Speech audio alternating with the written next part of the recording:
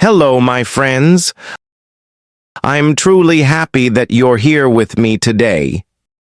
We're going to talk about something that every English learner wonders. How can I learn English words and actually remember them when I need to speak? Many students tell me, "Teacher, I know so many words, but when I try to speak, they just disappear." Does this sound familiar? If so, don't worry. You're not alone. Today, I'm going to share some simple but powerful methods, including real stories from my own students, that help them not only remember new vocabulary, but actually use it confidently in conversation. These techniques can work for you too. Part 1. Words are not enough. One of my students, Sarah, once proudly told me, "Teacher, I wrote 50 new words in my notebook yesterday."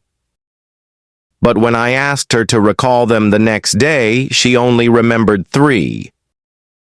Why? Because words without context are like bricks without a building. You can collect 1,000 bricks, but unless you build something with them, they're just pieces. The same is true for vocabulary. Take the word progress, for example. If you just write it down, it's easy to forget. But when you use it in a sentence like, "I made good progress in my English today," it starts to stick. Sarah began writing full sentences for every new word, and over time, her retention rate jumped from just 5% to over 80%. Words need a home, and that home is context. Part 2. Learn with chunks, not singles. Ahmed, another student of mine, used to memorize single words like careful or decision. But when he tried to speak, he often paused and struggled. So I introduced him to a better way. Learning word chunks. Short phrases that native speakers actually use. Instead of just learning careful, he memorized the phrase, "Be careful when you cross the street." Instead of just decision, he practiced saying, "I need to make an important decision." This method gave him real examples to use in conversations. Later, he told me, "Teacher, when I remember the sentence, the word just comes naturally." Learning in chunks doesn't just improve vocabulary, it builds fluency. Part 3. Use it the same day. Maria loved learning new words, but she had a bad habit. She didn't use them. One day she learned the word confident, but after 2 weeks, she had completely forgotten it. So I gave her one simple rule. Use the word the same day you learn it. That day, she learned delicious, and later told her family, "This pasta is delicious." She learned improve and messaged me, "I want to improve my speaking." She learned challenge and said to a friend, "This exam is a challenge." The result? Maria stopped forgetting words. By using them immediately in real life, the vocabulary became part of her active memory, not just a list in her notebook. Part 4. Listen and repeat. Daniel read a lot of English, but his pronunciation was weak. He knew words like actually and especially, but he often said them incorrectly. So I gave him a new strategy. Listen first, then repeat. He started watching his favorite English TV show. Every time a character said a word he knew, like actually, he paused the video, repeated it out loud, and tried to match the sound exactly. He practiced other tricky words too, like probably and comfortable. At first it felt strange to him, but soon he noticed real improvement. "Teacher," he told me, "it's like I'm borrowing the voice of a native speaker." And that's the secret.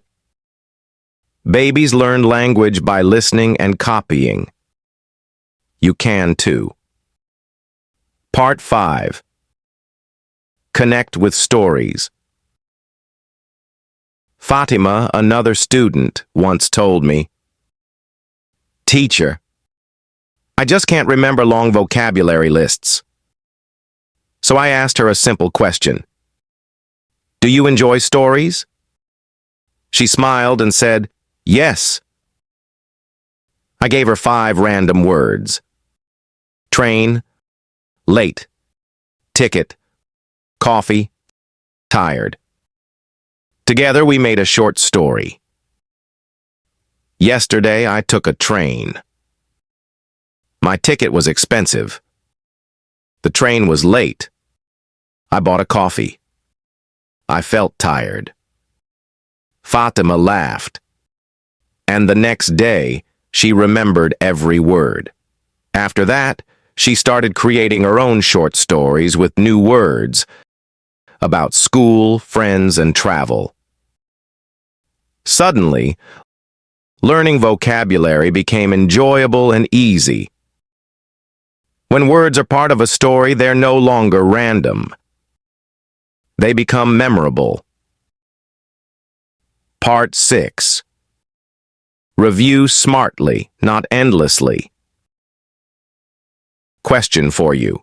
Do you review one word 50 times in one day? Or do you review it many times over weeks? If you answered by saying, many times over weeks, you are correct. Because spaced repetition is the secret. For example, you learn opportunity. Day 1, make a sentence. Day 2, review again. Day 5, use it in speaking. Day 10, test yourself. This way, the word moves from short memory to long memory. My student Luis tried this. Before, he repeated words again and again in one night, but forgot them fast. Now, with smart review, he remembers for years. So, my friends, let's remember this. Learning English words isn't about collecting hundreds of words in a notebook. It's about living with those words, speaking them, writing them, using them in stories, repeating them out loud, and reviewing them the right way. Each student I told you about used these techniques, and each one saw real progress. You can do the same. If you follow these simple steps, every new word you learn will not only stay in your memory, it will come out of your mouth confidently and naturally when you need it most. Let your vocabulary become a part of your life, and English will start to feel like your own language.